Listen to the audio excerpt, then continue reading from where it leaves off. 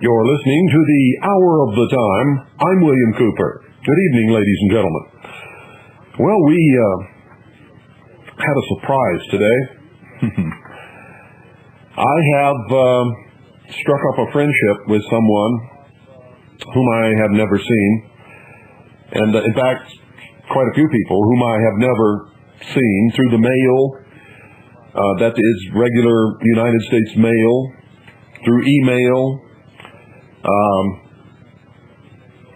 and they never failed to surprise me. I just received today from one of our most ardent supporters, the man who is responsible for starting the plethora of websites on the internet where you can hear the Hour of the Time. His name is Stephen Malone.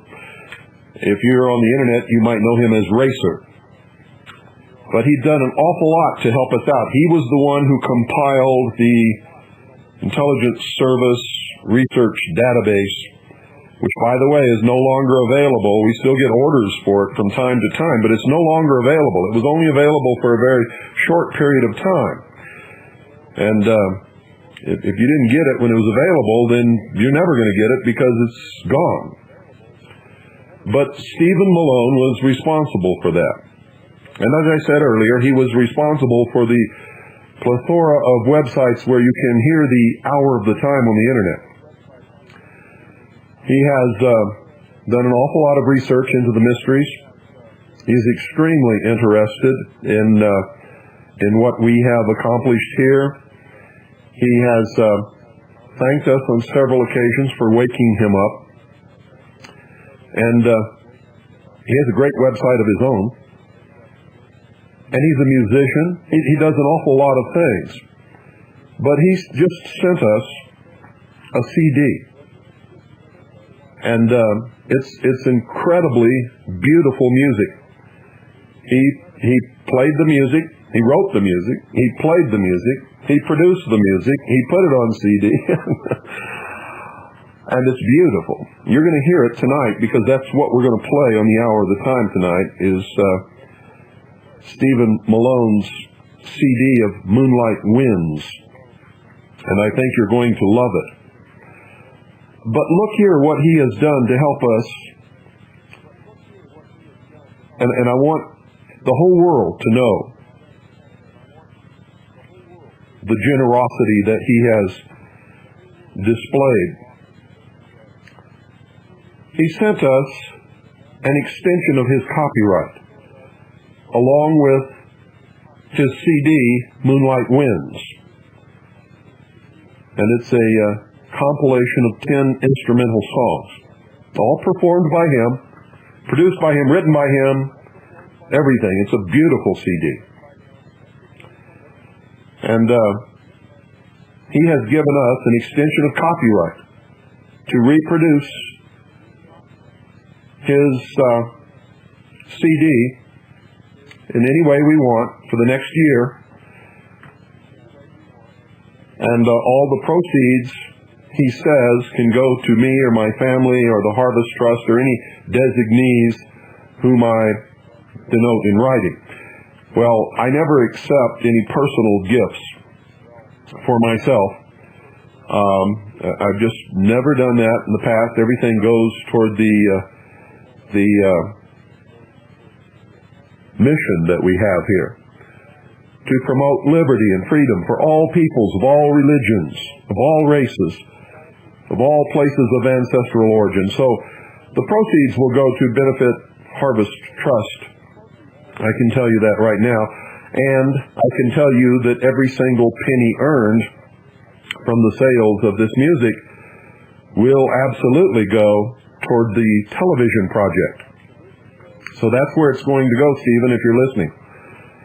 But this is just an incredible gift, and I am so very, very grateful to Stephen, not just for this, but for all the things that he has done. This is just another, so many people claim to want to help, claim to be patriots, and claim to care about liberty and freedom, who never help in any way. They sort of suck the life out of those of us who are doing everything that we can to help everybody. They just take and take and take and take and never give anything. Well, Stephen is not like that. Stephen is like those of us who have dedicated our lives to giving in order that we all might live free. And Stephen, since I've met him about 2 years ago, I guess it was, has done nothing but give. He's given in every way that he possibly can, and he's always bugging me to find out what else he can give. And I know it took an awful lot of work to write that music. I know because I used to play the trumpet, ladies and gentlemen, believe it or not, and I was pretty good at it. I also sang. In high school, I had a band, and we did pretty good. I went to high school in Japan. Well, our band was so good that we played at all of the Japanese movie star parties and celebrations for Japanese movie studios. They loved our music. And so I know what it is. I know what it takes to write good music. I also know what it takes to perform good music. And Stephen not only wrote it and performed every bit of it, all the instrumentation, but he produced it in CD form. Himself, at his own expense, everything. And it's fantastic. So, Stephen, I want to thank you from the bottom of my heart for not just this, but all that you have done. And you serve as a shining example to all the wannabes out there who are really and truthfully never-bees, because they never do anything for anybody else. They just sit there and suck it up. And if you ever hear from them, it's just to criticize. And it's very seldom constructive criticism, let me tell you. I don't know, I could go on for 2 hours talking about Stephen Malone and what he's done for us. And the chat room on the website, Stephen Malone paid for out of his own pocket, built it, contributed it, and administers it. That's another thing. There's lots of things that he's done and continues to do that I can talk about, but there are a lot of other things that I really need to talk about, and I need to hear from you guys, and I need to give you some information. So, Stephen, once again, from the bottom of my heart, thank you so much for this gift.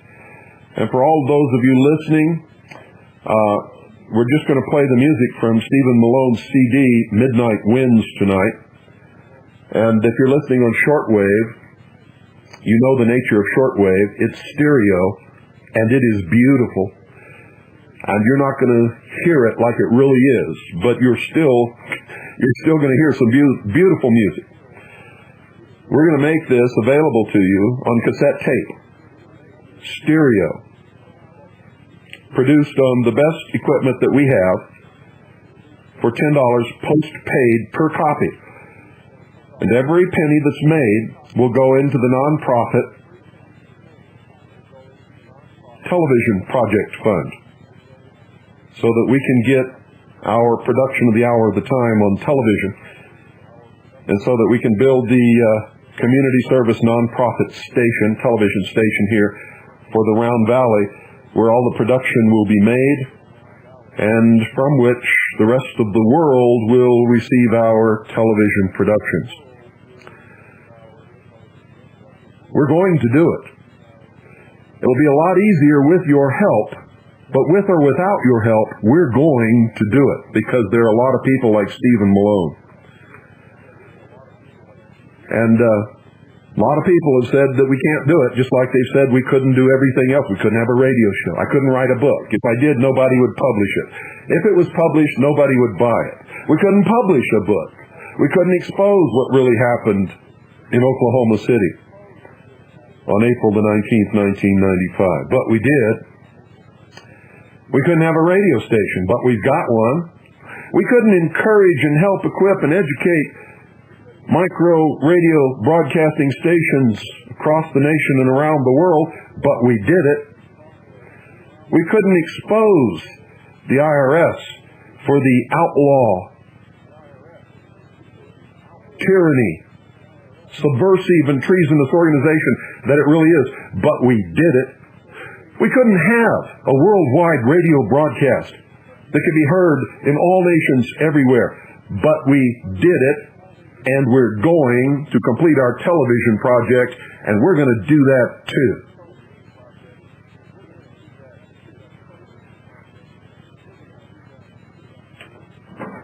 If you want to help, buy a tape of this music you're going to hear tonight. It's $10 postpaid. It goes for a good purpose. None of it will be profit to anybody or any organization whatsoever.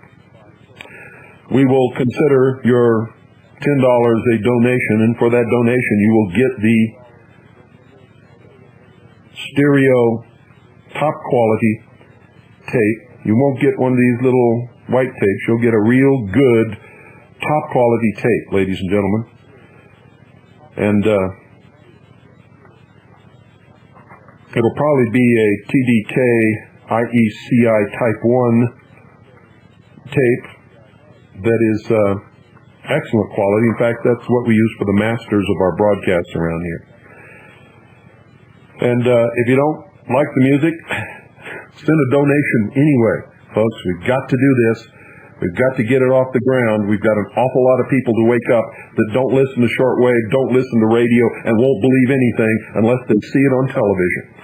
And on television, it's not like radio. You see, on radio, we have to give you the source and the documentation. You can't see it. On television, we can show it to them. It is so important that we do this. And it is so important that you can say to yourself and your family and everybody else that you are a part of it. That you were a part of it.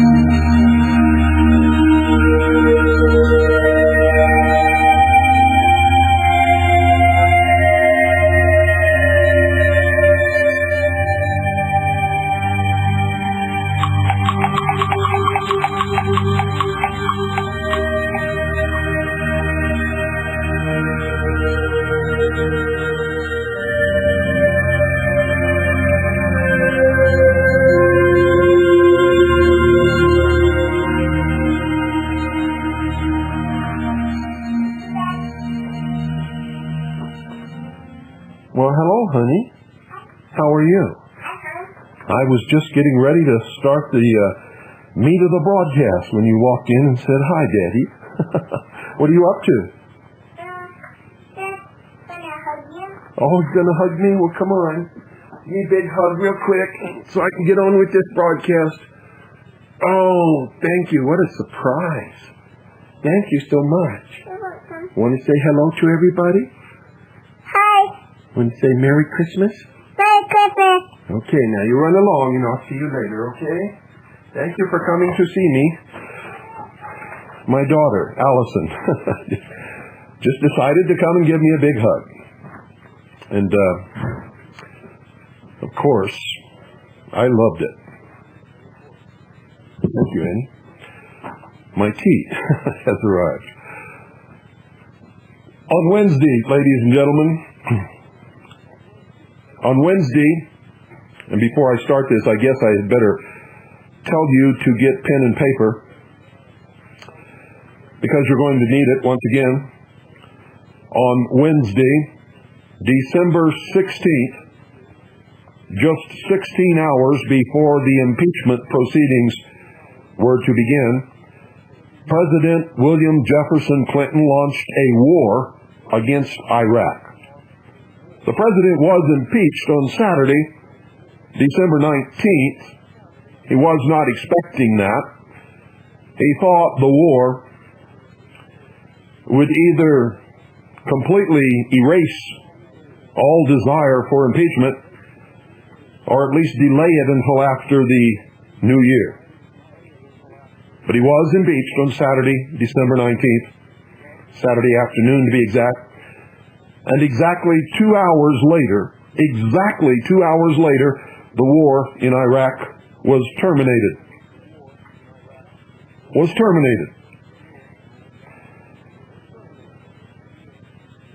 It began with what British Prime Minister Tony Blair called an Anglo-American strike.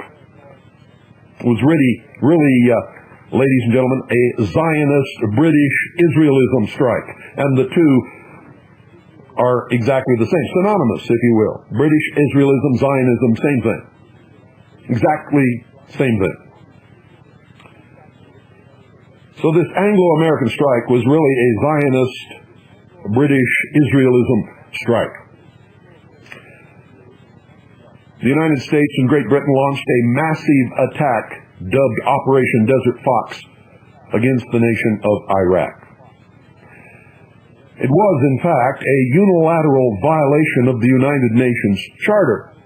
Regardless of what you may think about the United Nations or what I may think or not think about it, it was, in fact, a violation, a unilateral violation, blatant violation of the United Nations Charter. The attack was ordered after President Clinton spent the day in an effort to turn the votes of moderate Republican congressmen to his favor. The effort was a failure. And ladies and gentlemen, that's when the tail began wagging the dog. It became obvious, to me at least, that we would attack Iraq Wednesday morning when terrorist warnings were issued to all of our installations overseas. You see, in the past, when we have began to mount an attack somewhere, these warnings always go out. It's a tip-off. A very stupid one. At the time when I was attached to the Office of Naval Intelligence, no such thing would have ever been allowed. It's a clear tip-off. Every intelligence operative in the world knew when they saw those warnings that there was going to be an attack by the United States upon some country. Guess which country? And it was confirmed when Rush Limbaugh, on his broadcast, announced that the United States would attack Iraq that same afternoon. It was no accident, ladies and gentlemen, that the attack came right after President Clinton's visit to Israel. You see, Zionism is the only agenda served by an attack upon the Arab world. I had predicted that if Clinton found himself in serious danger of impeachment, there would be war in the Middle East. You all heard me say it on this broadcast. Those of you on the internet, you saw it on our website. Just in case you didn't, we have republished those same stories on the home page. Well, Clinton did, and there was a war. There was no doubt, ladies and gentlemen, that Clinton had engaged in a desperate bid to delay the impeachment vote until the new Congress was seated, changing the division in the House by adding 5 more Democrats and subtracting 5 Republicans. It was a last-ditch effort to stave off impeachment and remain in office. The attack upon Iraq delayed the vote in the House of Representatives, and it was thought by the White House that it would delay the vote until after the first of the year, or completely do away with any chance that the president could be impeached, simply because historically the American people have never failed to support a president during a war. If necessary, Clinton could continue the operation as long as he wanted to, but at least until January. And guess what? To get the very best possible play out of the media, Clinton gave the media advance knowledge. Listen to me very carefully, because this is despicable. The media was given advance knowledge. The planned attack was even leaked on the air by Rush Limbaugh on his Wednesday broadcast. I knew we were going to attack, but even if I could have got on the air, I never would have said a word, simply because any advance knowledge would jeopardize our soldiers, sailors, and Marines who would be taking part in such an attack, our pilots.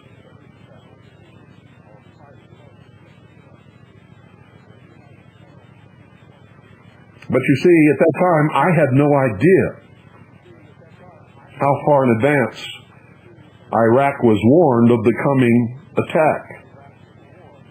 He knew it long before. Long before any of us. Saddam Hussein knew it. You see, CNN, NBC, CBS, ABC, and other representatives of the press were notified, ladies and gentlemen, long enough in advance to be perched on the roof of the Ministry of Information building in Baghdad, ready to broadcast before the first attack began. How about that? Our sources informed us that President Clinton and his Zionist advisors believed an attack upon Iraq would circumvent impeachment, or at least delay the vote until the new Congress was seated in January. The press was given advance notice to facilitate the broadest possible coverage in an attempt to save the Clinton presidency.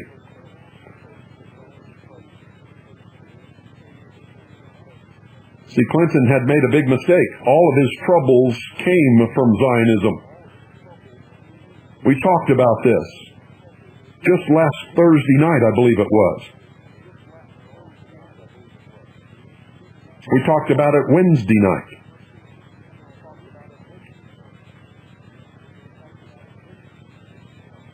But Clinton was given a chance.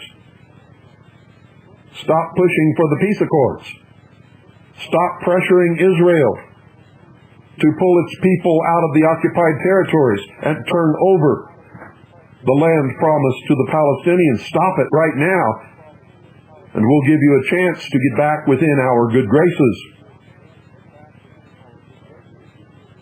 And remember, ladies and gentlemen, Zionism does not mean Jews.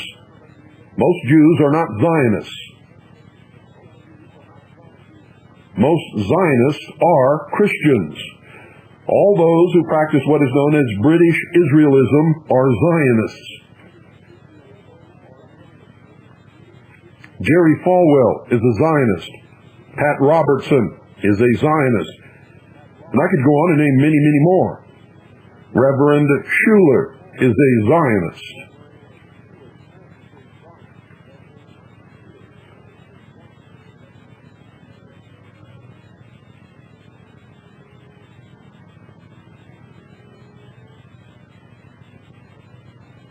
The press was given advance notice, ladies and gentlemen, to facilitate the broadest possible coverage in an attempt to save the Clinton presidency. Great Britain's Tony Blair, United States Defense Secretary Cohen, and the Clinton White House all lied to the world. They lied to the world. I am right now formally on the air saying, right in their faces, they lied to the world. They told us that their war against the third world nation of Iraq was successful because we struck immediately upon the withdrawal of United Nations inspectors. In other words, they said that it was the element of surprise. Surprise. Surprise? How was it then, ladies and gentlemen, that CBS, NBC, ABC, and CNN, all the communist news networks, all had film crews and correspondents stationed on the rooftop of Iraq's Ministry of Information building, accompanied by their Iraqi censors, all in place, showing live television of Baghdad within minutes of the announcement that airstrikes were scheduled. How could there possibly have been a surprise attack? Do they really believe that Arabs are that stupid? How early was the press informed?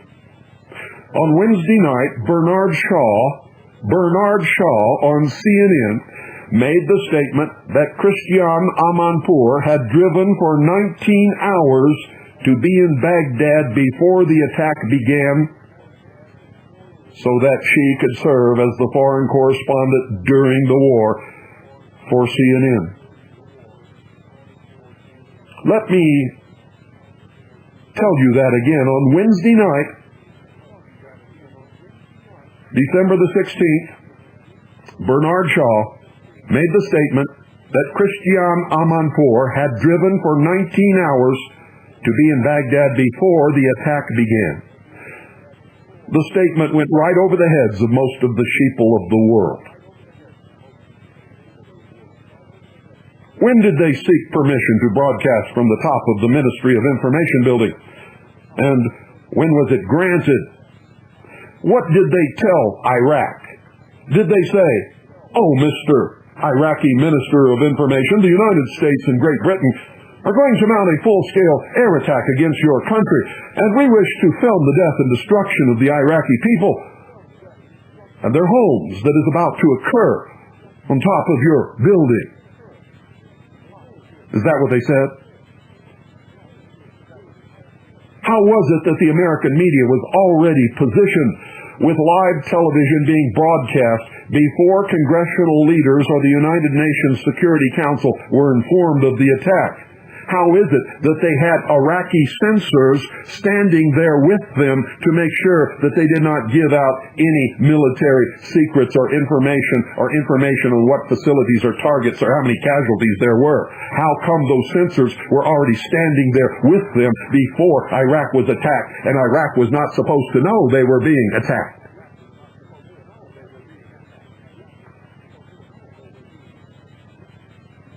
How is it that the American media was already positioned with live television being broadcast before congressional leaders or the United Nations Security Council were informed of the attack?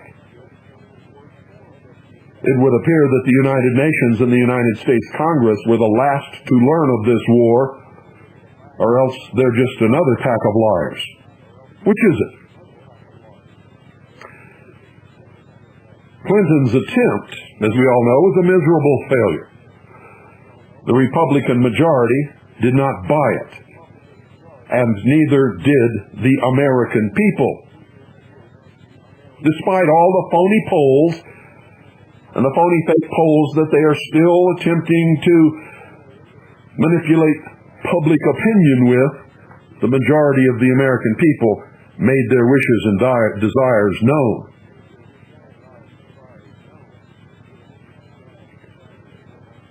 There is no doubt, ladies and gentlemen, the tail really was wagging the dog. The tail was really wagging that dog.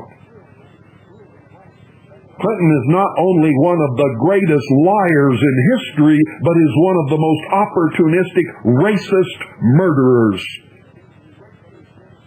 And I'll say that again. Clinton is not only one of the greatest liars in history, but is one of the most opportunistic, racist murderers.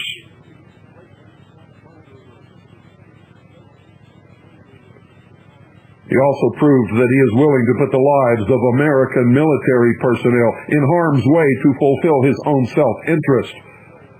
Now, if all these transgressions are not grounds for impeachment, ladies and gentlemen, please tell me what is. The president's ploy to delay the vote failed.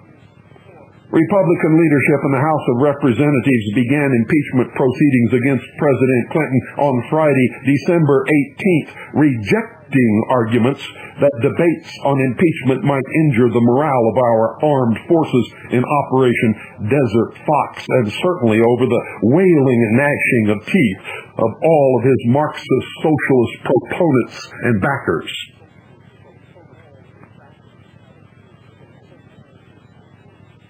They used every conceivable method to delay the impeachment vote, including public revelation of marital infidelity by the Speaker nominee, Mr. Livingston, and a symbolic walkout by the Democrats. What a joke. The attack on Representative Bob Livingston backfired.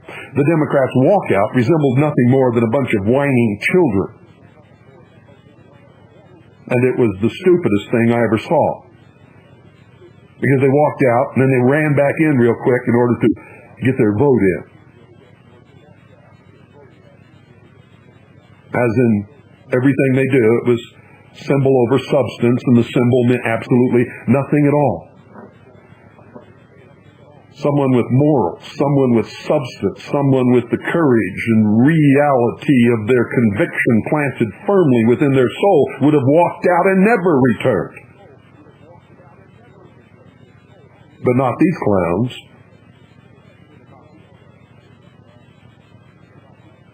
Damage to the anti-impeachment cause was affected by Republican moderates.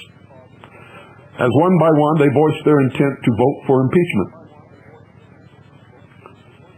But the death blow, ladies and gentlemen, was rendered Saturday the 19th when Speaker of the House nominee, Representative Bob Livingston, took the moral high ground, withdrawing his nomination for Speaker of the House and announcing his resignation from Congress within 6 months. Livingston called upon President Clinton to follow his exemplary example. And no one could stand up and say, "Let him who is without sin throw the first stone." Bob Livingston had a right to throw the stone.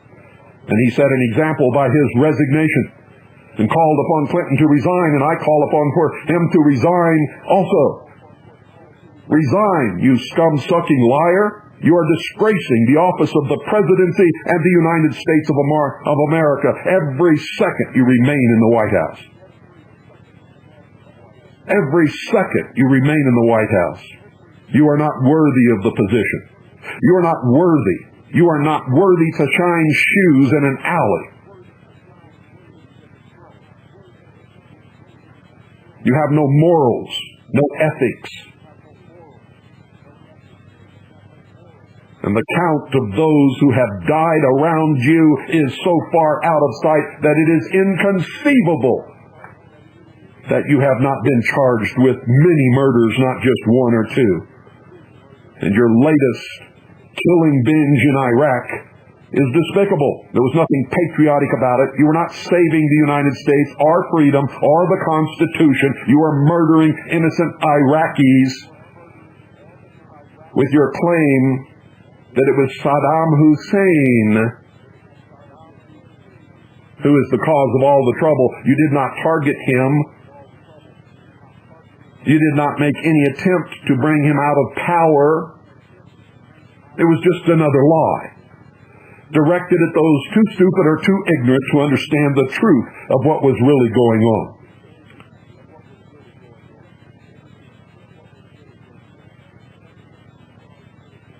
When Representative Bob Livingston called for your resignation and resigned from the House of Representatives,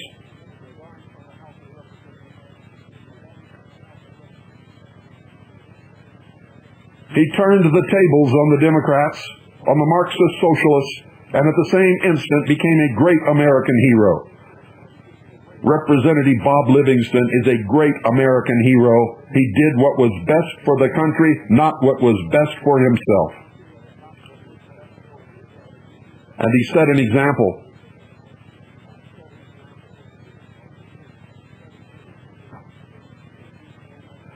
One of Clinton's greatest supporters, one of the ones who came out vocally against Bob Livingston, Representative Conyers. Did you know that at this moment, ladies and gentlemen, in Representative Conyers' office in Congress, there is a pregnant young intern running around? Did you know that? Nobody's asking John Conyers anything about that pregnancy, but they should.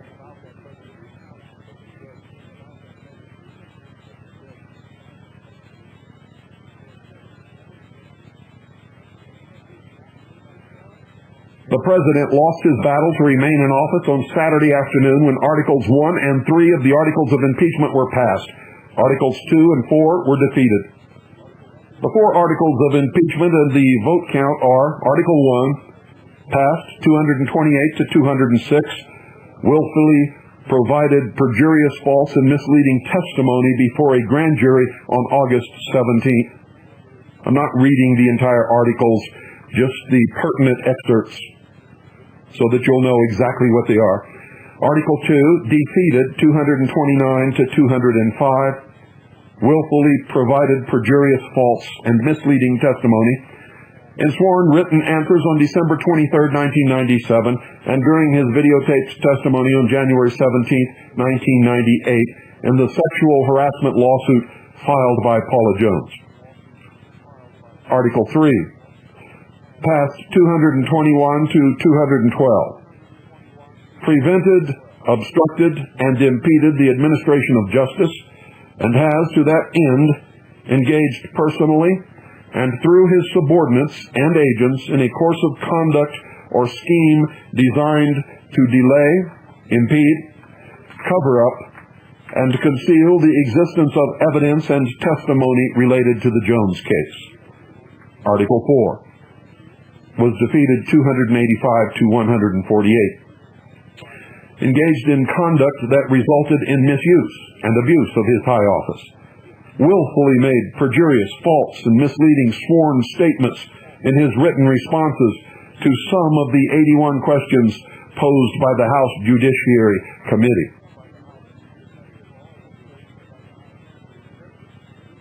Saturday afternoon, during the last vote, ladies and gentlemen, Defense Secretary Cohen and the chairman of the Joint Chiefs of Staff held a press conference. Both of these men, listen to me carefully, both of these men stated that the goals of the plan against Iraq had not been met and that the attacks would continue. Both of them said the goals of the plan against Iraq had not yet been met and that the attacks would continue. But listen to this. Less than 2 hours after Clinton was informed of his impeachment, he went on television and announced that he had terminated Operation Desert Fox. Let me say this again. Less than 2 hours after Clinton was informed of his impeachment, he announced that he had terminated Operation Desert Fox. And the president, contrary to his Secretary of Defense and Chairman of the Joint Chiefs of Staff, said that the goals of the operation had been met. And indeed they had. They had failed miserably, as a matter of fact, and there was no need to further continue the war. The whole goal of the war was to stop the impeachment proceedings against William Jefferson Clinton, or at least delay them until after the first of the year. The attack began the afternoon before impeachment proceedings were to begin and ended less than 2 hours after President Clinton was impeached by the House. That tail wagged that poor old stupid dog near half to death. Will the dog survive? Well, President Clinton has been impeached. The attack upon Iraq is over. The American sheeple, however, have absolutely no idea what has happened. In fact, it is doubtful that they know much of anything, except tomorrow morning they have to get up and go to work, and maybe they know that we sure kicked some Iraqi ass and a lot of people died. Yes, sir. We are the super-duper Americans. Yes, we are. Maybe super-duper, but we sure are stupid. Ignorant, and for the most part, extremely apathetic. The fate of the 42nd President of the United States of America rests in the hands of the Senate. And it doesn't matter what they do, ladies and gentlemen. No matter what happens, Clinton is finished. He is history. I have the feeling that the United States of America is finished, that it too is history. That it too is history.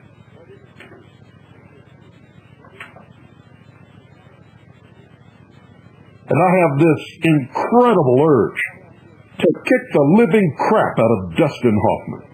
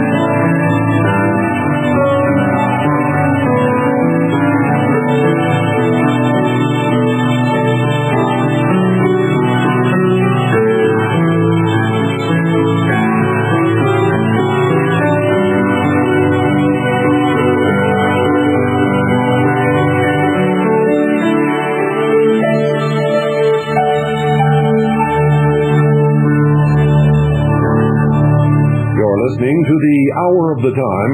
I'm William Cooper. Let me give you our address in case you want to send us a donation or a letter or information or whatever you want to send. Send it to the Hour of the Time.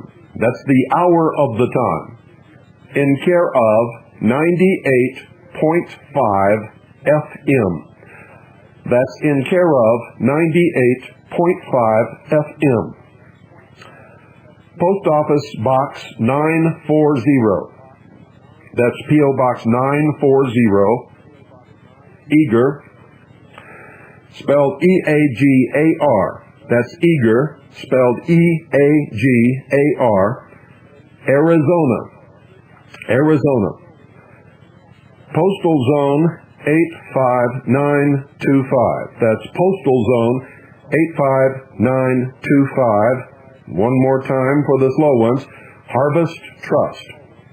In care of 98.5 FM, P.O. Box 940, Eager, Arizona 85925, USA.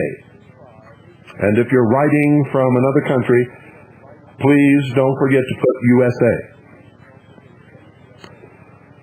Now we're going to open the phones, ladies and gentlemen. Get your comments on what you just heard.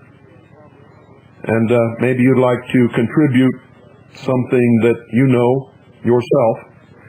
The number is 520-333-4578. That's 520-333-4578. Good evening. You're on the air. Hello, Bill. This is Mitch. Hello, Mitch. Can you talk a little louder? Yes, I can. That's better. Okay. I was just wondering if you had seen the thing on CNN with Carville claiming that it didn't make any difference whether the Senate voted in favor of impeachment or not. Clinton was not going to leave office. Did you say Senate or House of Representatives? The Senate. He said it didn't matter whether the Senate found him... And he said, furthermore, starting January the 1st, we're going to get those people back. Those troublemakers. Carville said that? Yes, sir, on CNN. If anybody out there recorded that, I would sure love to get a copy so that I could play it on the air. No, I missed that. He went ballistic. He was ballistic. I mean, his insanity was obvious. Well, they're all insane. Look what they're doing. They're calling the Republicans haters now, and they're saying that the vote to impeach Clinton was hate, and that the votes were hate, and that the Republicans hate Clinton, and the impeachment was an act of hatred. Can you believe this?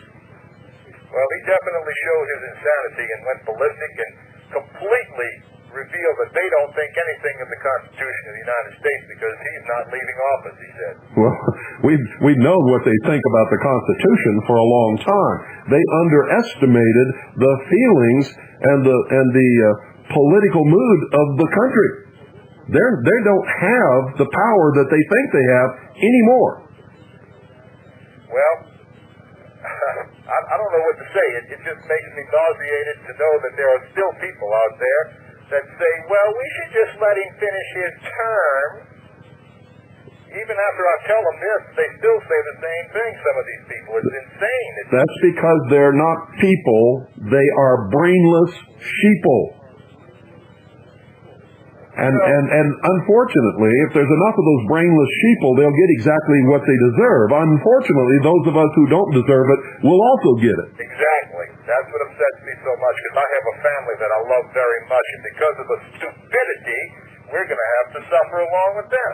Well, don't count your chickens before they hatch. Remember, everybody on the news, Larry King, all of his guests, every column that you ever read, everything that was said everywhere, remember what they said?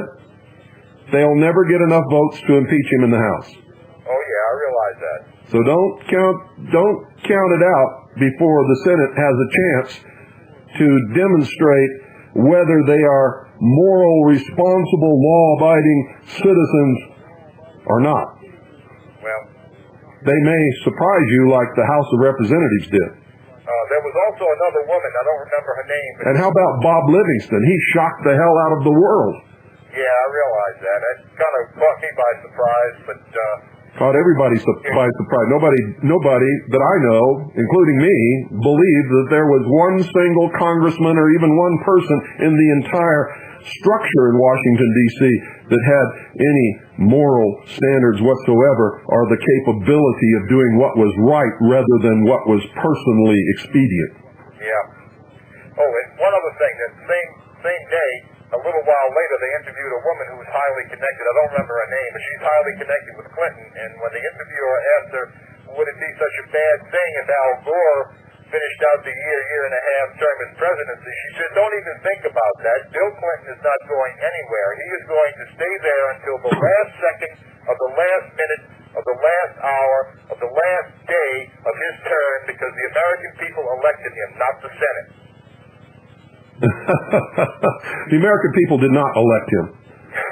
Most of the American people are so disgusted with politics in America and the way things go and how many lies are told to them that they don't even bother to vote anymore. Clinton was not elected by the American people. He was elected by a small portion of those who went and voted. And it wasn't even a mandate of the vote, because how many votes did he get? About 17%, huh? No. He got about 40%, but that's not even over 50%, is it? Yeah, but I mean, if you take into consideration all the people who don't vote and add those up as possible voters, you got about 17%. No. Oh, you're talking about the entire population. Right. Oh, yes, okay, yes, you're correct, if that much. If that much. Yeah. Yes. We were talking about two different things. I was talking about all of those who voted, and you were talking about the entire population. Yeah, because people like me vote by not voting. Well, in this country, the way it was established, it doesn't matter whether you vote or not. The government was set up to protect the rights of all of us, regardless of who did or did not vote. And this concept that the American people elect the president is another sign of the vast stupidity of the American people. They do not read the Constitution. The president is elected by the Electoral College, which has absolutely nothing to do with the popular vote, and the electors are not required to follow the popular vote. That's right. Okay. I need some tea. And learning and thinking and everything that it takes to try to withstand this insanity that we're living through. Keep up the good work, and I've got all your tapes and your Veritas and your book and everything, and I'm going to continue to support you every way that I possibly can. Oh, I'm glad you mentioned Veritas. Issue number 20 is on the way to the printers right now. Great. Okay, bud. Good luck, good night, God bless you, and have a very Merry Christmas. Same to you. Thank you for calling. Okay. 520-333-4578 is the number. Good evening. You're on the air. Hello, Bill. This is Dave calling from South Choppy, Florida. How do you hear me? Good. Okay. My brother and I, we get a Christmas card from a poor Air Force guy. He was up for command at Tyndall Air Force Base. He was charged with corrupting the morals of a minor. He gave a beer to two teenagers, 18 or 19 years old. And as soldiers do... Boy, when I was a boy, I could have put the whole Air Force right out of business. Well, we went over to Vietnam. We stopped in Sand Island Coast Guard Base, and we were 16 and 17, and they were serving us, and we got drunk, so why shouldn't they arrest the Navy? You know? No, you can't arrest the Navy. That's my service. Yeah, but I'm the first Navy. It's a joke. The Merchant Marine was the first militia. Well, Bill, this jerk Clinton, this poor guy got 20 years. Then the Panama City police talked the kids into saying that he made homosexual advances. Then they recanted their statement. They reduced it to 9 years. Somebody didn't like him. No, they were trying to get he was slated for command. Uh-huh. And they wanted him out. Probably an politically incorrect officer. He probably believed in the Constitution or something. That is correct. He's a Christian now. Oh, that's even worse. I can't get him a shortwave radio. I I can't send them any Christian books. My brother can't get any into them, you know. And they've reduced his sentence to 9 years, but now he had 17 years in, Gulf War veteran, and now they've started paying him his checks again at Fort Leavenworth. Now I want to know, this guy Clinton, who has done all this, what about all the servicemen, not just this men, who went around and were an officer and made a play for a wave? And they wind up in federal prison at Fort Leavenworth, the hothouse. That's another thing I would have gotten in trouble for. Well, I would have gotten trouble, but no, merchant seamen can get away It's with it. absolutely the most asinine thing I've ever heard, to put men and women together, and they're going to be attracted to each other, and they're going to joke around, and they're going to ask each other out for dates, and anybody who thinks that's not going to happen, it doesn't have a single beer in their six-pack. Well, maybe one beer. Yeah, and modern merchant ships today, now they have mixed crews and all, and, this poor guy is stuck in Fort Leavenworth, and I don't think it's right that I can't send him a few books, or a few of your tapes, or a small shortwave yacht boy radio. But,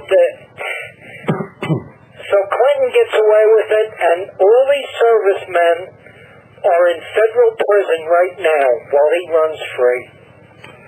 Yeah, your point is well made and well taken, and there are a lot of people who are angry about that. Yeah. You see, this impeachment of Clinton didn't hurt the morale of the people in our military forces.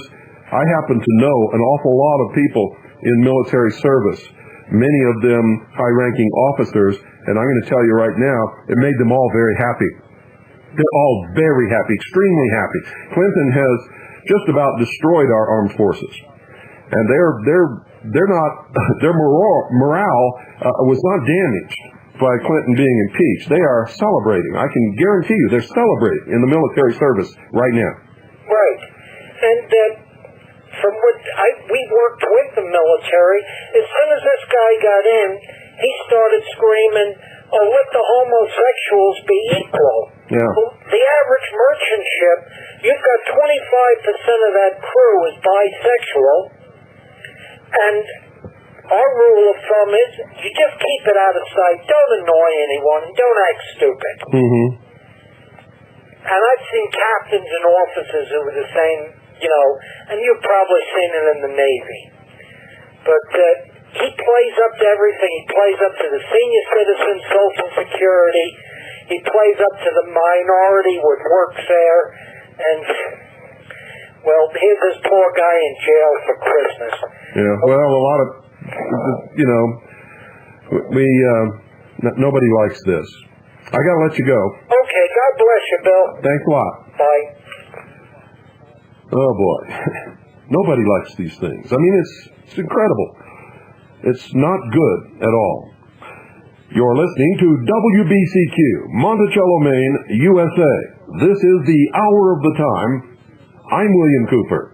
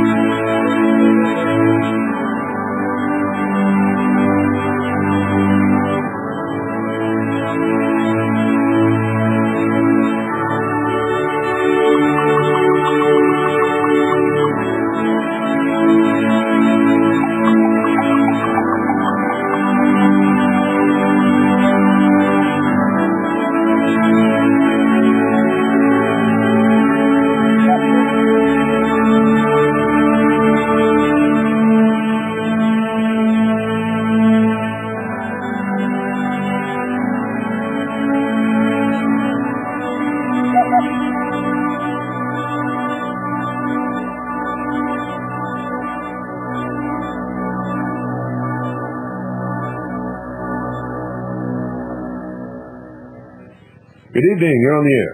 Yes, Bill, this is Jeffrey from Louisiana. Hi, Jeffrey. Hi, I have some additional information on the perspective down here on the Livingston situation.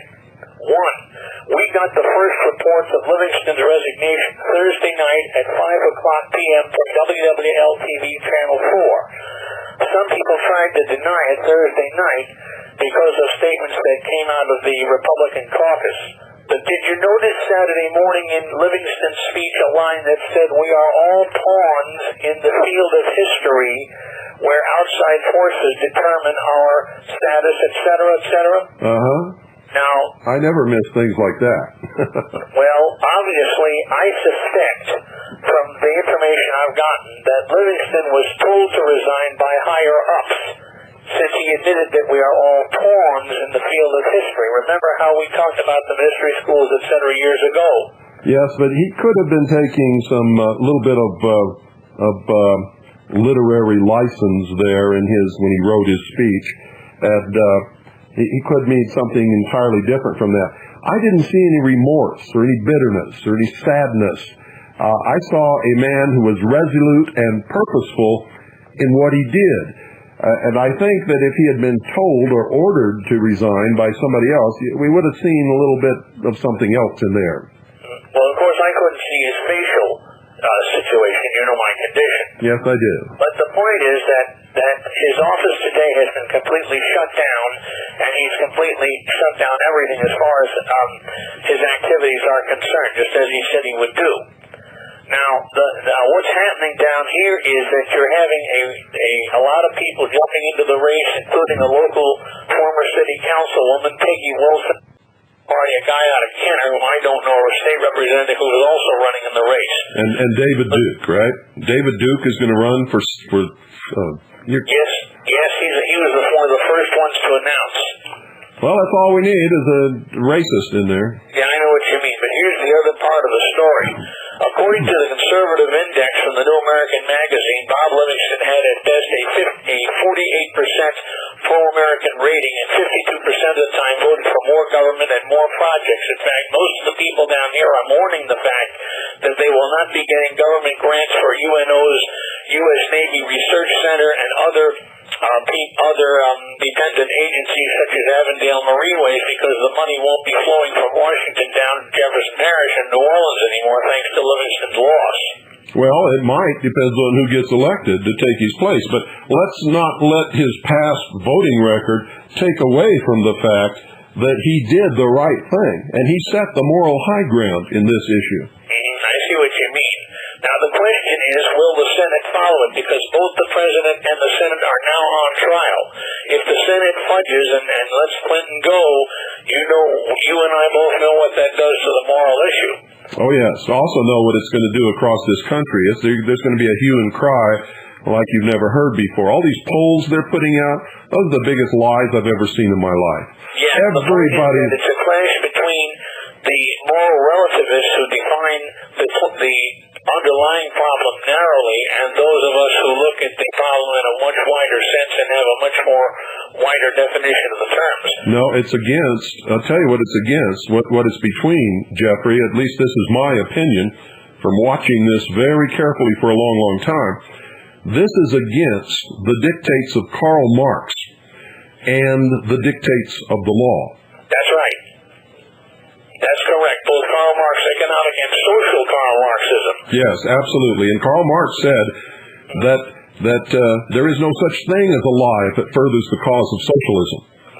That's right. And of course, we know what that's going to lead to. The other danger is if Al Gore gets in there as vice president and then starts working us toward martial law, then the whole thing could really go up in the air. Yeah, Gore is a despot.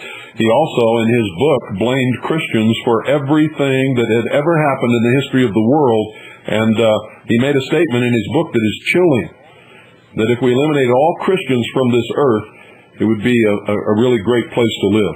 Oh, brother. Well, there we go. Well, I'll let you go, Bill, and let other people come in. I figured I better give you this information from down here so you know what's going on in the New Orleans area. Thank you very much. Thank you. Good night. 520-333-4578. What do you think about all this? There's a lot to think about. Good evening. You're on the air. Hi, Mr. Cooper. How are you? Need you to talk a lot louder. You're barely even mumbling. How are you this evening? Well, I'm as good as can be. Two things. It's not Operation Desert Fox. It should be called Operation Free Willy. Okay. Operation Free Willy. That's a good one. Yep. Two quotes. A society of sheep must in time beget a government of wolves. And the other one is, any frontal attack on ignorance is bound to fail because the masses are always ready to defend their most precious possession, their ignorance. I agree with both of those. Have a nice Christmas. Happy Hanukkah. Thank you very much. Thank you. 520-333-4578. Yes, a nation of sheep will in time beget a government of wolves. And nobody knows better than I what happens when you make a frontal assault upon ignorance. Good evening, you're on the air. Oh, ladies and gentlemen, there's a Clinton supporter. He's pulled down his pants and we can see his face clearly. I love it. I love it. Let's hear from some more Clinton supporters. Let's hear from some more of those who don't have a leg to stand on.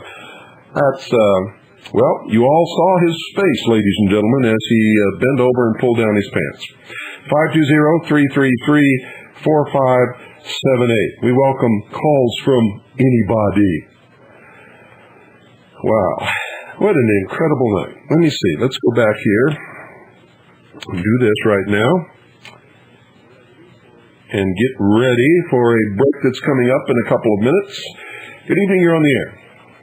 Hi, Mr. Cooper. Hello. This is Helen Mitchell. I live in Treadwell, New York. This morning on our radio, they said that the Clinton lawyers were going to come out and say that the vote in the Congress was unconstitutional due to the 20th Amendment.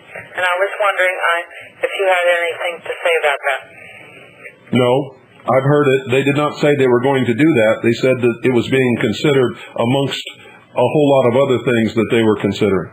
Well, I don't know what the 20th Amendment reads, but is it possible that they have a case on that?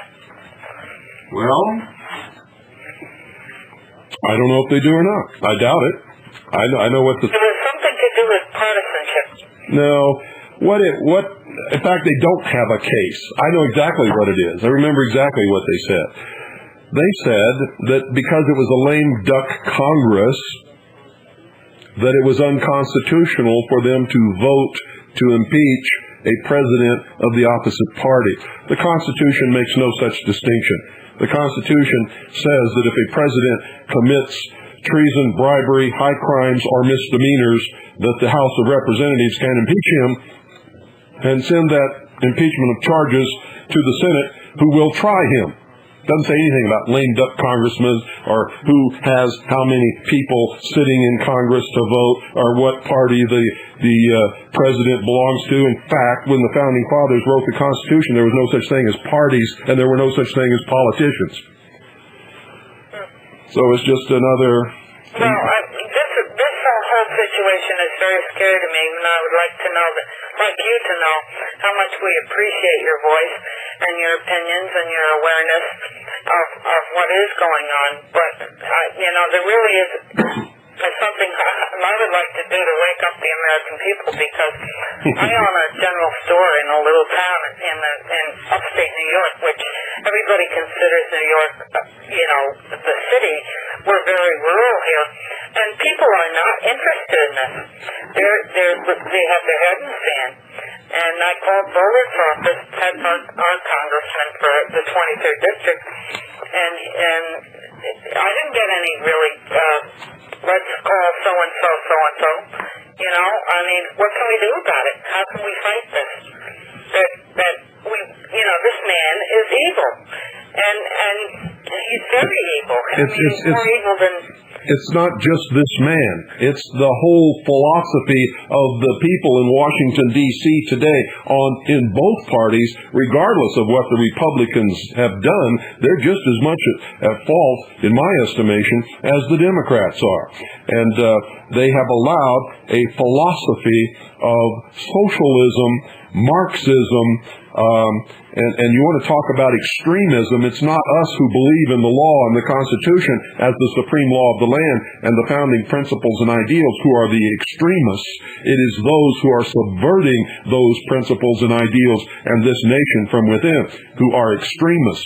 Can you believe a government that calls those of us who believe in the Constitution radical, right-wing, extremist constitutionalists when the Constitution is the supreme law of the land and says that we're out to destroy government? Well, I'm regarded as a kook. I mean, I'm regarded as, I had a doll that I bought at the Salvation Army, and it was a Clinton doll, and I put it in the window when it first came out that he was a liar, and people regard me as a kook. He is a liar. That doll hanging in my window was the truth, but I was regarded as a kook. How did you... I'd like to know what to do about it, Mr. Cooper. We read Veritas. I would like to know what I can do to turn things around a little bit. I'm not fearful for myself. I'm going to be 60 years old. I'm fearful for my kids and my grandchildren. Good for you. And I was wanting to know what to do. I called Bullard's office. I called the White House. I called, but nobody, I'm never polled. I mean, 70% in favor of Clinton since the impeachment? You know what they do? You know how many people they poll?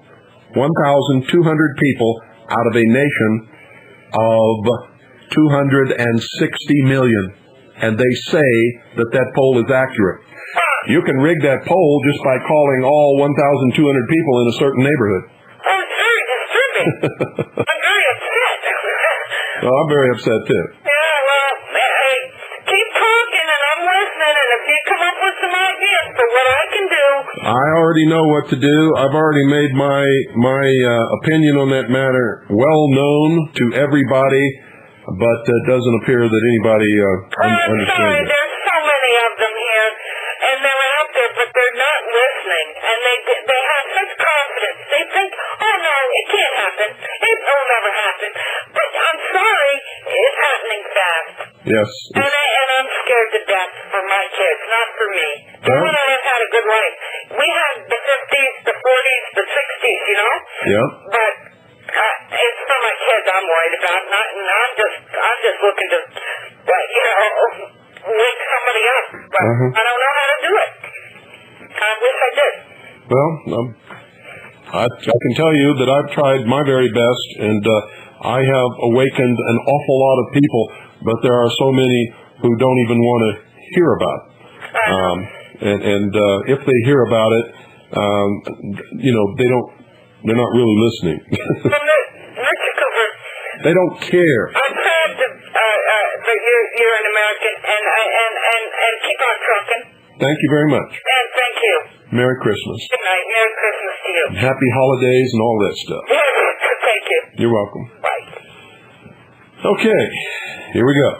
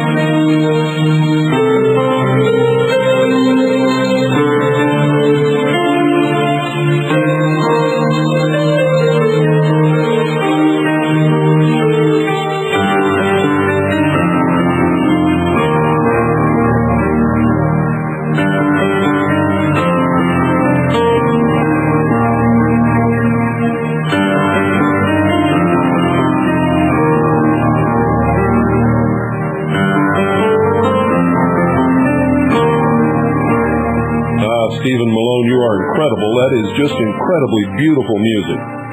And I'm going to be listening to that a lot, especially when I need to relax and let all this terrible stuff roll off of my shoulders. Once again, I thank you, Stephen, for doing that. Good evening. You're on the air. Yes, this is Monty from Idaho. Hi, Monty. Can you talk a lot louder, please? And it is really beautiful music. I am a piano player, and I really like his style. About President Clinton, I believe that Lincoln put us under the War Powers Act, which was probably unconstitutional, but I think he had to do it because half the states left their seats in Congress, and Congress could not convene. And I think we have been under the War Powers Act ever since, and I think that's probably the reason that Lincoln was assassinated, because 5 days after the war ended, he was going to take the country out of the War Powers Act, and all of a sudden he is assassinated. He may have done that, but whatever he did it unconstitutionally. Right? The Constitution does not mandate a War Powers Act. In fact, the Constitution is explicit. It says the government has no power whatsoever during time of emergency, in addition to the powers that it has been granted, other than to suspend the writ of habeas corpus for the duration of the emergency. Period. Right. That's all. So any War Powers Act is unconstitutional. And if it's unconstitutional, it is null and void upon its face the day that it was passed. It has no power under law whatsoever, except under Congress's power to legislate in all cases whatsoever within the 10-mile square area known as the District of Columbia, insular possessions, territories, dockyards, forts, etc. Period. Okay, I agree. Of course, the sheeple don't know that. Finish my whole Go ahead. statement. Okay.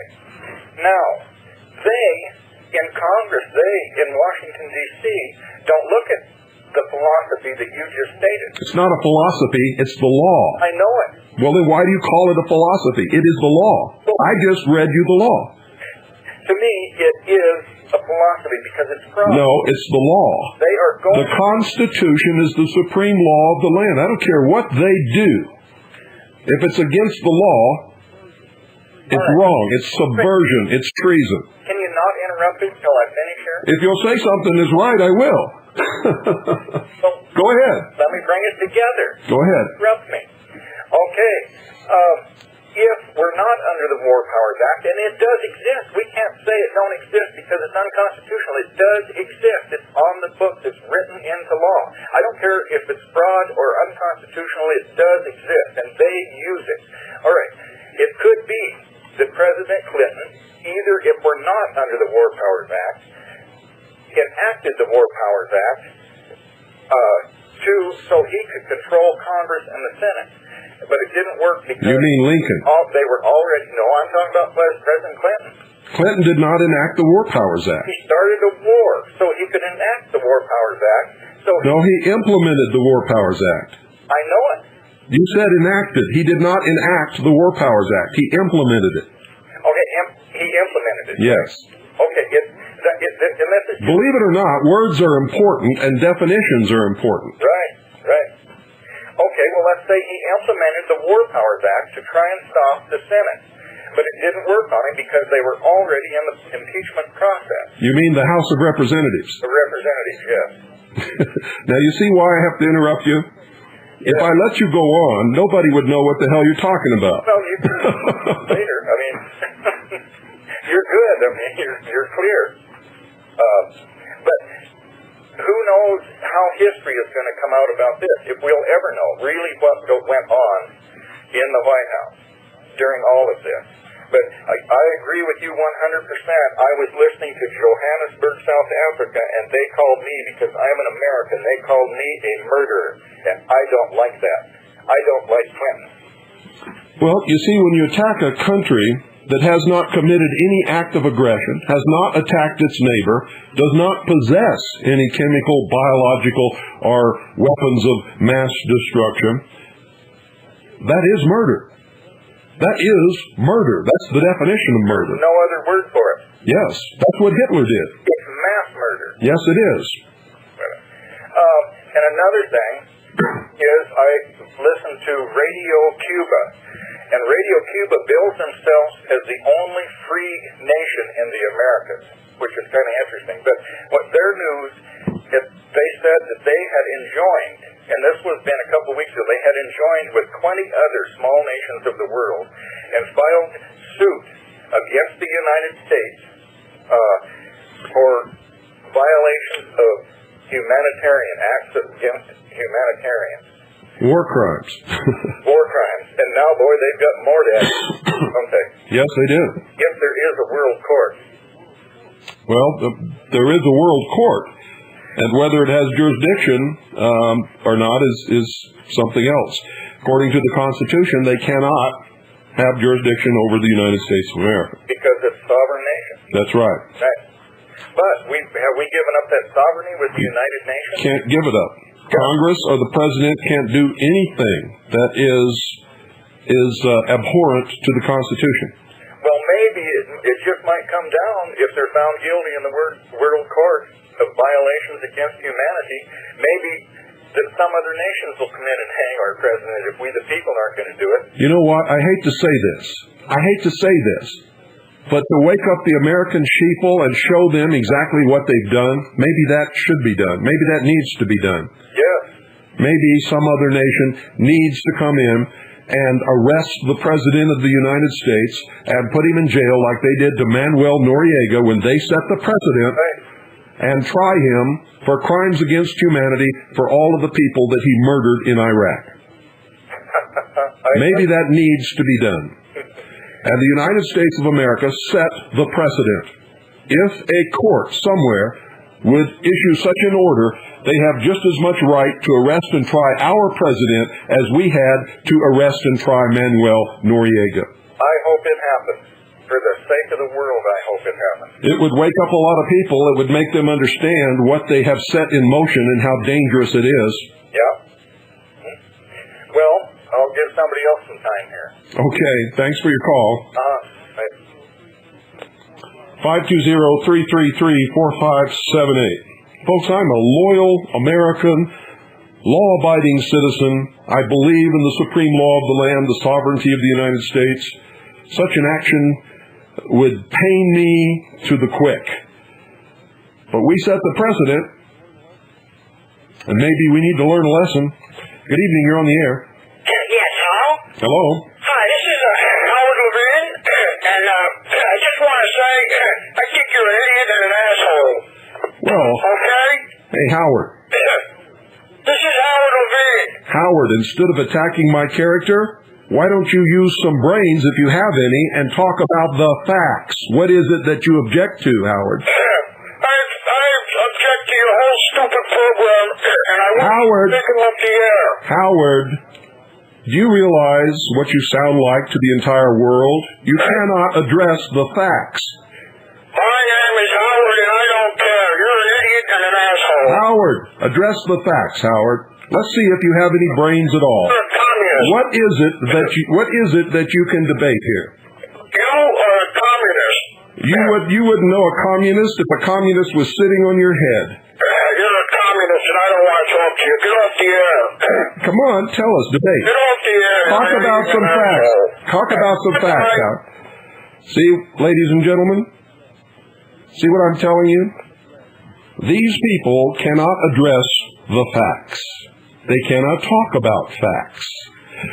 They don't know any facts. It's just like the Republicans in Congress who voted to impeach the president because he broke the law, he committed felonies. They said that they were doing it because they hate the president. They never argue the facts. They still talk about they impeached the president because he had an affair with a woman that wasn't his wife. It's not true. And for your information, Howard, it is you and President Clinton who are the communists. Clinton and his wife Hillary have for their whole life supported Marxist organizations, some of them terrorist organizations that they have contributed large sums of money to, who then took that money and went out and killed people. There's where the communists are. Good evening, you're on the air. Yes, this is Dennis, North Carolina. Hi, Dennis. I'd like to remind you, have you given out the number for the Dr. Wallach Associates? No, I'm going to do that before the hour's over. Thank you, sir. You're welcome. Anything else? I guess not.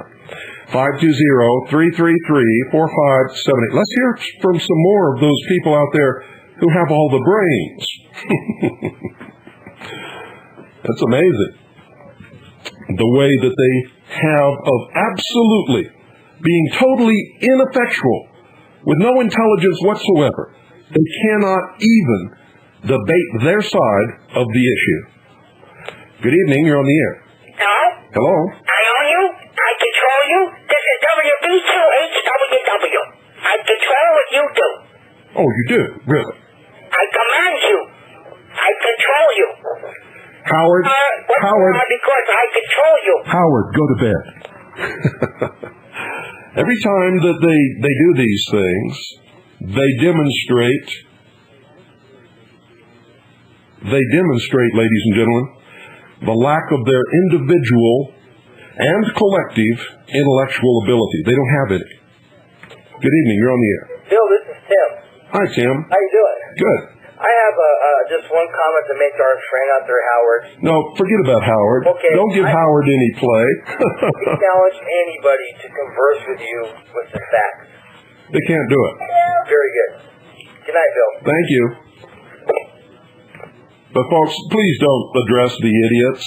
You know, if we get somebody who wants to debate facts or talk about the issues that we discuss here, someone who can do it intelligently, then we'll talk to them. But we don't talk to the Howards and the rest. We give them an opportunity, as you have seen that I do, to at least present some facts and present their side of the issues. They can't do it. They've never been able to do it. Good evening, you're on the air. Good evening, Mr. Cooper. Yes, sir. I just called to wish you and Annie and the children a very Merry Christmas and a Happy New Year. I want to commend you for your work, sir. I've spoken with you before. This is Tony from Cleveland, Ohio. Hi, Tony. And the people out there that don't understand this, they will be going on a camping trip very shortly. They might be. Well, you can't tell them any other way. You try to explain things, and as I told the fellow in Kmart last night, I said, you know, I got $400 in my pocket, and I was going to buy some gifts, and I says, I'm leaving. He said, why is that? I said, because everything in the store is made in China. I said, do you know where that money goes? And he looked at me, he couldn't give me an answer. I said, it's not like when you buy a product from the United States where it goes to the manufacturer. I said, you're talking about giving money directly to the military of China. And I told him also, I said, do you know how many missiles they got pointed at us? And I says, your beloved president had dismantled our early warning system? And he looked at me, he says, no, I don't. I said, well, he did. I said, now, if this guy's so great, how come he's defending our country in such a fashion that he left us defenseless? And I says, you are supporting him. I said, shouldn't that be enough alone to want this man removed from office? And he didn't know what to say. And I said, I suggest, sir, that you pick up some facts and start poking around and don't rely on his propaganda and his communist newspapers that are out there. The communist news networks. Oh, exactly. They're owned by the global plutocrats, and they let the people, the sheeple, I should say, know what they want them to know. Yes, they do. And these people... They not only let them know what they want them to know, but they manipulate them and brainwash them through these, especially the television. That's why I don't even watch the thing anymore. Good for you. The only thing I watched this past week was the situation we've had on TV with Congress. And those people, our elected representatives there, they have a lot to learn, especially the ones that kept referring to our country as a democracy, a democratic process. Oh, I'm glad you brought that up. Did you hear Charlton Heston on CNN? I seen the bits and pieces of that, but I don't get the cable. I seen that on PBS. They were showing a part of that. Charlton Heston either misquoted Benjamin Franklin accidentally, or he blatantly lied. I don't know which, and I'm not accusing him of lying, but I will tell you this.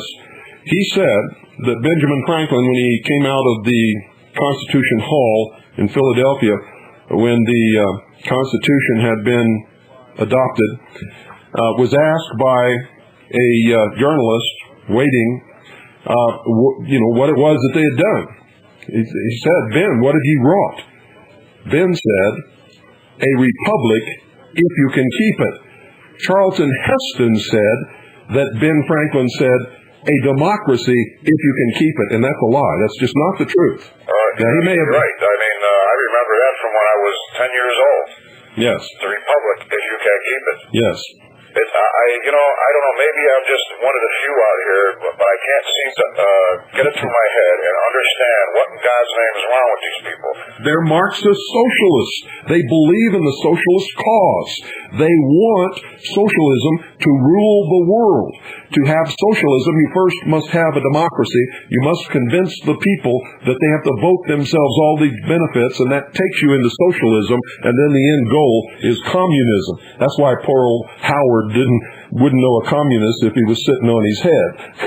Howard thinks I'm a communist, and he's probably a flaming Marxist socialist who is going to be one of those who actually bring us into communism ultimately. I feel sorry for him. I really do. Well, I'll have to say a couple prayers for the guy tonight. Maybe the Holy Spirit will somehow get a hold of him, and maybe he'll just plant a seed, and maybe this guy will start doing some reading and discovering on his own how long he is. Maybe, but I wouldn't... Howard, Merry Christmas to you too, but you have to start waking up. I mean, it's getting close, and the people out there know what I'm talking about. Yes. The people I converse with on the chat room and everything else, and Ma and Racer and all them other folks, they know what's going on, and it's amazing how, when I'm on there sometimes at night, how these people call in, and they'll ask questions, and after they start saying a couple words here and there, and some paragraphs and so on and so forth, you start getting the idea of where they're coming from, and you can pinpoint them, you can nail them right to the barn door that they're not a true American, and then the truth starts coming out. I had some guy in there the other night tell me that he is part of the, he could have been just playing along, but he seemed real dead serious about himself being part of the illuminated society, and that we are fools, and they were going to walk all over us, and their best buddy they got that... Let me tell you something about walking all over us. They're the biggest pack of cowards that ever lived. They're not going to do any walking all over anybody. They're going to pay somebody to go and do their dirty work. And as soon as that somebody begins to take heavy casualties when they attempt to disarm the American people, are actively put us under the thumb of despotism, they're going to take heavy casualties, and nobody will stick around to fight their little war for those screaming cowards who haven't got the guts to do it for themselves. They're going to say, here, you keep your money, we're going home. Well, that's the truth of the matter. Yep. Nobody gets goosebumps when the United Nations flag walks by. I can't stand looking at that thing. I phoned my congressman 4 times this week. I happen to be going through Richfield, Ohio, and they have actually a United Nations flag flying next to our flag. And I rode in there on my bike, and I spit at the thing, and I told them, the firemen and the police that were standing outside there, I said, you people ought to be ashamed of yourself. You're serving the American public, and you have that stinking flag flying next to my flag that my father fought for this country and God, and you have that stinking flag flying there. Do you know what that represents? And they looked at me kind of weird, and they just didn't understand. They thought I was some crazed biker, which I don't consider that. I'm an American first. Mm-hmm. And as far as the biker thing goes, I'm even ashamed of the people that ride motorcycles out there, because they go in and they go into dealerships and they buy all that junk made in Taiwan, or the custom market is... it's amazing. There's some guys out there who started these custom aftermarket parts, and they portray themselves as Americans. One guy even has his Green Beret outfit on when he first started out his business, and now, I won't mention his name, but now you go buy parts, and everything is made in Taiwan, stamped on it. It makes me sick. It makes me sick that I'm supposed to put this part on an American life. No, I don't. I think these American people, they just, sheeple. That's all I can say. Yes, they are, and unfortunately, they're going to get what they deserve. I pray every evening during the day. I talk to the boss upstairs, and I said, Father, whatever you can do to wake these people up, if you need me to use me, however you do it, you do it. I'm here for you. And that's part of being American. There's a spiritual battle going on here too. Yeah. Well, let somebody else get in there. Actually, I got to do something else first that I promised our listeners that I would do. But I thank you for your call. Yes, sir.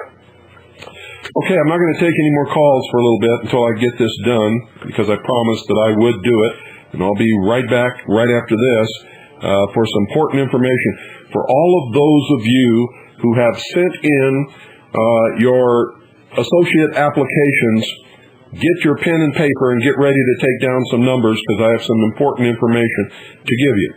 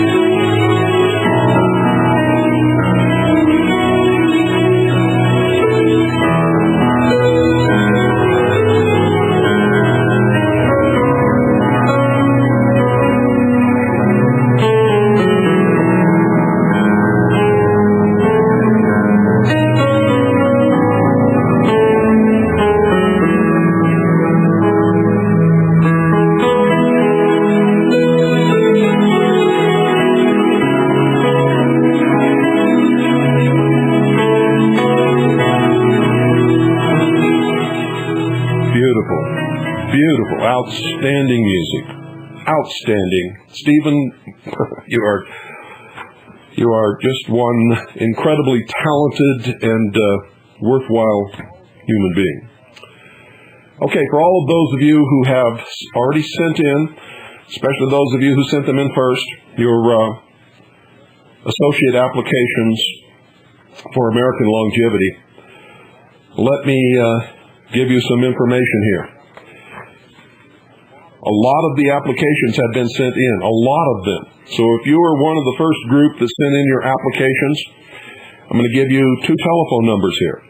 One is customer service. Customer service. Write this down. This is the customer service number. The number is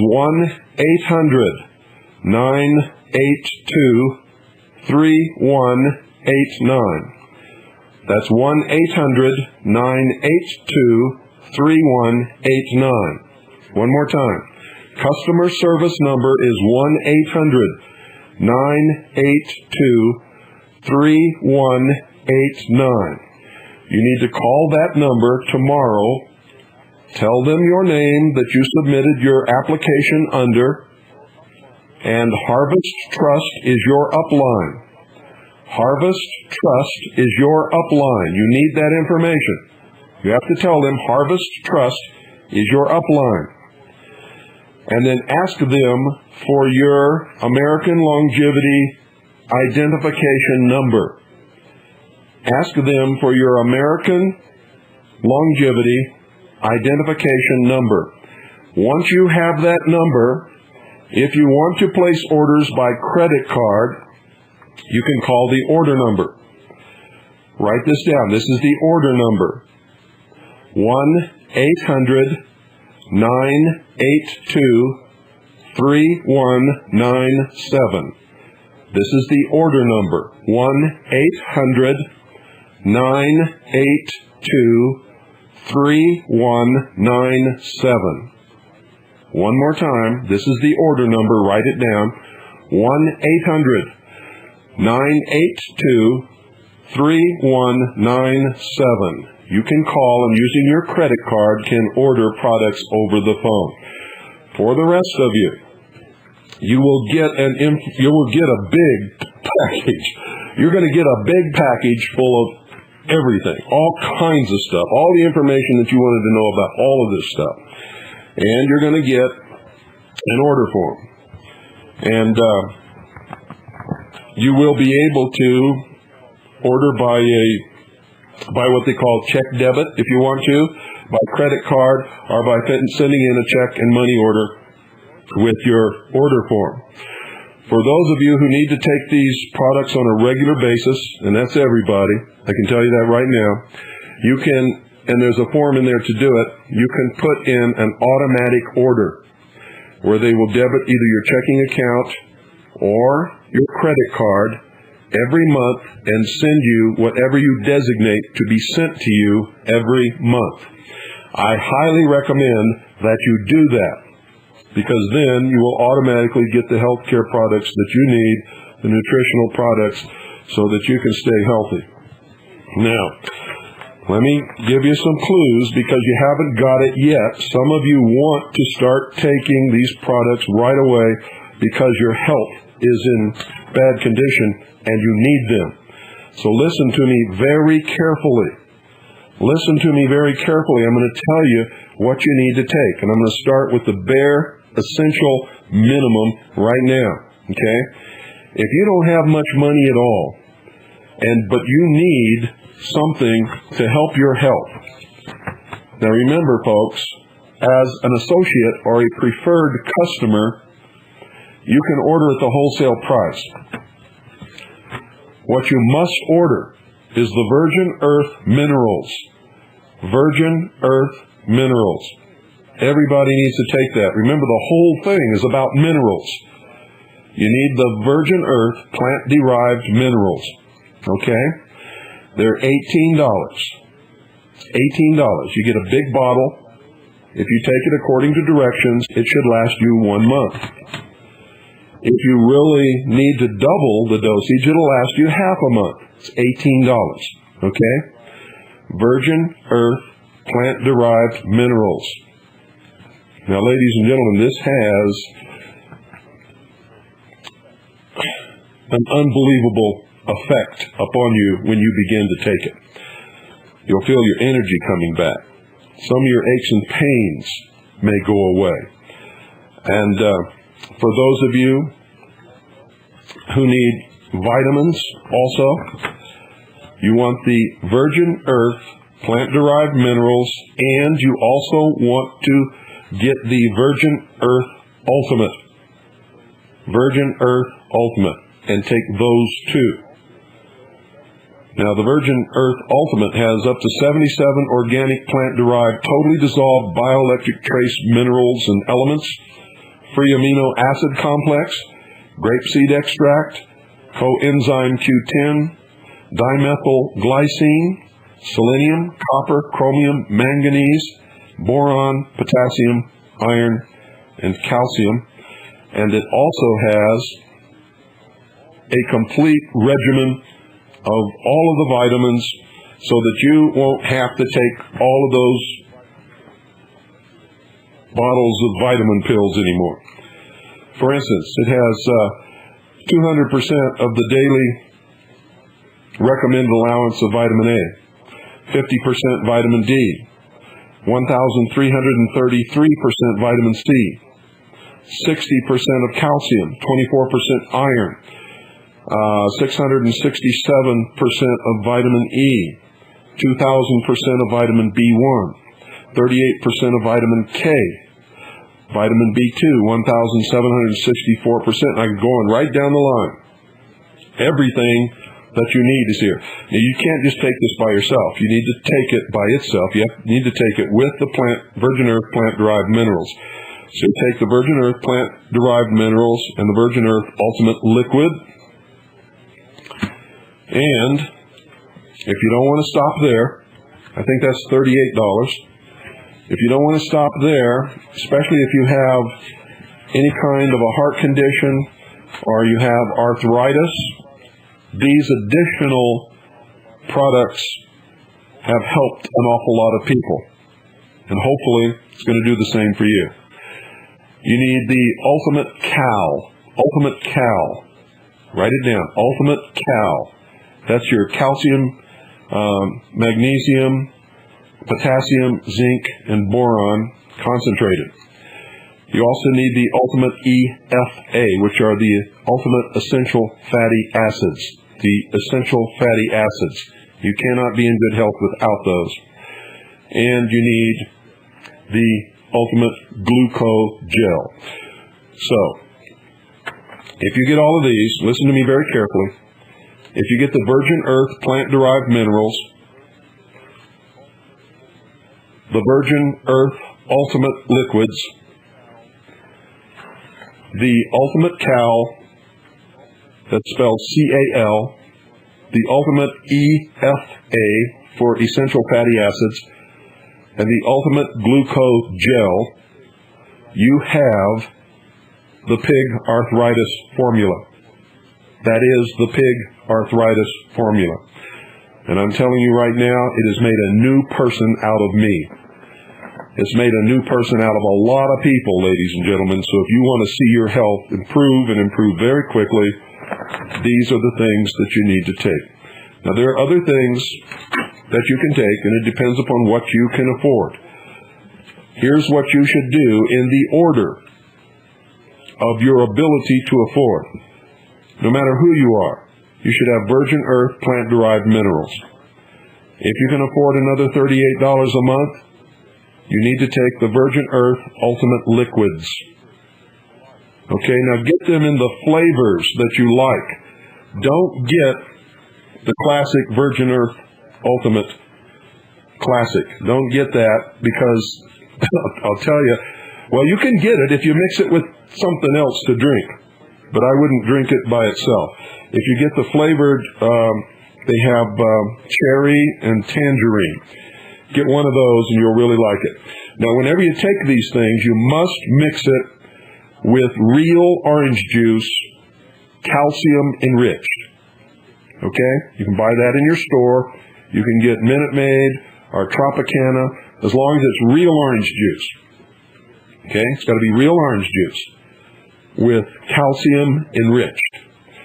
And you take 1 capful of virgin earth plant-derived minerals and 1 capful of virgin earth ultimate liquids mixed in with your calcium-enriched real orange juice, and at the same time you take the recommended number of capsules for your ultimate cal, your ultimate EFA, and your ultimate glucogel, and you're going to see a rapid improvement in your health.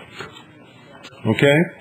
So, I've given you the number to call to find out your American Longevity Identification Number, and I've given you the number to call to place your order so that you can get your products as quickly as possible and start getting your health back together, ladies and gentlemen.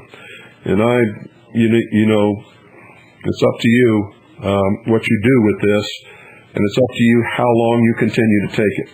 If you have some real serious problems, it could take up to 6 months to begin to show positive results. With me, it took 2 weeks. And I consider that some of my problems were pretty serious, but somebody else may not think so because they might have problems a lot worse than mine. But boy, I'm bouncing around here with energy and without pain that I haven't felt this good in a lot of years. It really is a wonderful thing. And I'm so happy that I've been able to share it with all of you. So, you've got the information now? Go for it. And those of you who don't use a credit card or don't have a credit card or don't want to use a credit card, your package will be coming in the mail very shortly. And all you have to do is write a check or get a money order and, send your order in. And when you get it, don't pay any attention to anything on the price sheet except for the wholesale price. The wholesale price. And whenever you can, order the larger quantity, and of course, it doesn't cost as much. Okay, folks? And since I promised a lot of people I would do that, I have now done it. And you can get rolling on getting your health back together. For those of you who have not yet written in for your information pack, call 1-888-403-2405 or 1-888-701-0502. That's 1-888-403-2405 or 1-888-701-0502. One more time for the slow people. 1-888-403-2405 or 1-888-701-0502. And everybody out there tonight, please say a prayer for our poor misguided friend Howard. And maybe we can help him out a little bit. And for anybody else who may be out there stewing in their own juice, so to speak, we want to try to help them if we can. We've got time for maybe 2 more calls if you'd like to call in. Good evening, you're on the air. I'm a first caller, and let's tune you in tonight. And really appreciate your stand on the Constitution. And bear with me, Bowman, I'm not as well versed as you on the Constitution, but I'm learning, and that's what the people of America needs to be doing, is learning about the Constitution of the United States. That's right, and I commend you for it. I was disappointed that one of the callers tonight didn't have a copy of the Constitution, wanted me to tell her, whether what they said was right or not. And a school book just accidentally fell into my hands with the Constitution in it. Of course, it won't be up to date, but it's got all the basics in it. And it's got that oath the president takes, where he says he will faithfully execute the office as President of the United States and will, to the best of his ability, preserve, protect, and defend the Constitution of the United States. And, he swears to that. Yes, he does. So then, and Mr. Clinton now, we know he dodges the Constitution on every turn and gets his lawyers, and even to this day, and I was highly disappointed. Jimmy Carter, I said some good things about him at times, spicy certain times, but Jimmy Carter and Mr. Gerald Ford endorsing Mr. Clinton and his disobedience to the Constitution. That's all it is, want to dodge the constitutional way that they're going by, the impeachment. Going through the House in the correct constitutional way. The only way is to go through the Senate. And I'm highly disappointed in those older gentlemen there, Jimmy Carter, Gerald Ford, should know better. So that shows they're very ignorant of the Constitution, really, and reality too. And I'm just like you. I'll call you brother because I preach a little too, side. And if this country stands together, it's going to have to stand under that original Constitution that our forefathers drawed up there. Those were dedicated, sensible, and even Christian men drawed that up, carefully drawed it up, to preserve this nation. And if this nation is to be preserved, then we must go back to that Constitution. So keep up the good work, brother, and stay in there strong. Thank you very much. Thank you. Appreciate your call. 520-333-4578. I think we have time for one more call, and then we will very graciously call it a night. Good evening. You're on the air. Now listen carefully, ladies and gentlemen. Those are the proponents of the immorality in government and in the White House dropping their pants, showing you their true face and their absolute total lack of brain power. I love it every time they do that. They prove us so right in everything that we say and do. They don't even know what they're doing to their own cause when they do such a thing. Good night, folks. God bless each and every single one of you. Oh, and Kurt Lochner, get a job.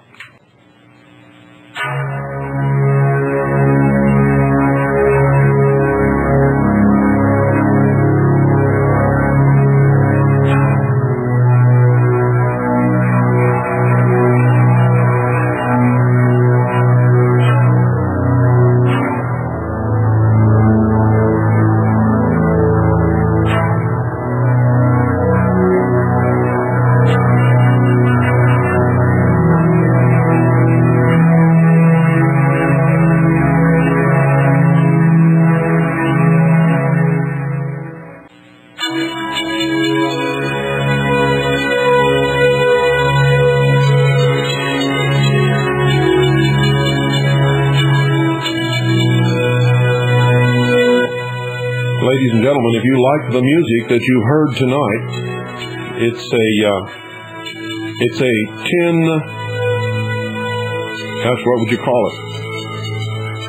10-piece tape, 10 instrumental songs on the tape. The studio quality stereo, for a $10 donation, will send you one of these tapes, and you can have this beautiful music in your home. I'm going to listen to it all the time. And every penny donated will go into the television fund.